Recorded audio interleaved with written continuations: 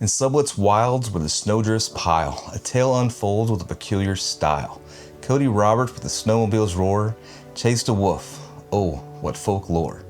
With tape on its jaws, the bar he did stride, parading his prize with a swaggering pride.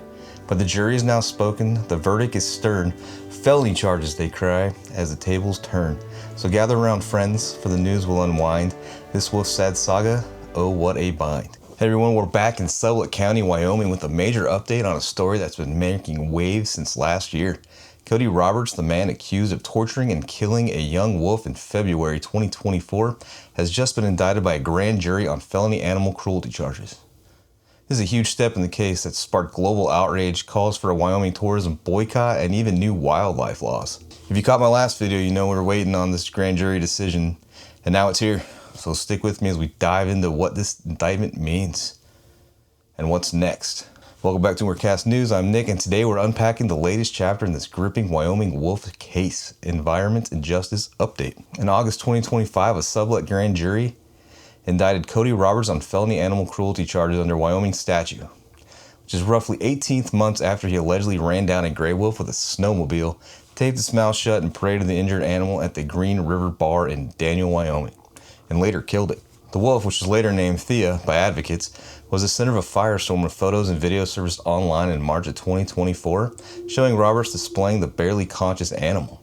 The public backlash was intense, with calls for justice and even death threats against Roberts and local businesses. Initially, the Wyoming Game and Fish Department issued Roberts a mere $250 fine for illegal possession of a live wolf, a misdemeanor that many felt was far too lenient for the alleged cruelty. That sparked widespread criticism, a push for a tourism boycott, and demands for stronger penalties. Now, after a confidential grand jury process, a rare move in Wyoming, to secure testimony and avoid community pressures, at least 9 of the 12 jurors voted for a true bill, formally charging Roberts with felony animal cruelty. If convicted, he faces up to 2 years in prison and a $5,000 fine. The legal landscape here is tricky. In Wyoming, wolves are just considered predatory animals in most areas, including Sublette County, which historically offers them fewer protections. However, prosecutors have leveraged a legal pathway, arguing that abusing a captive wolf, not one killed during lawful hunting, qualifies as felony cruelty under state law.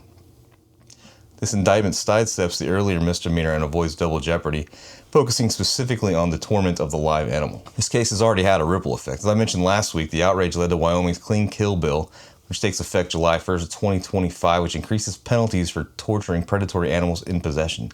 But since Roberts' actions predate the law, he's being charged under the older, still potent felony statute. The case also inspired broader pushes, like the proposed federal Snowmobiles Aren't Weapons Act, to ban chasing wildlife with vehicles on federal lands.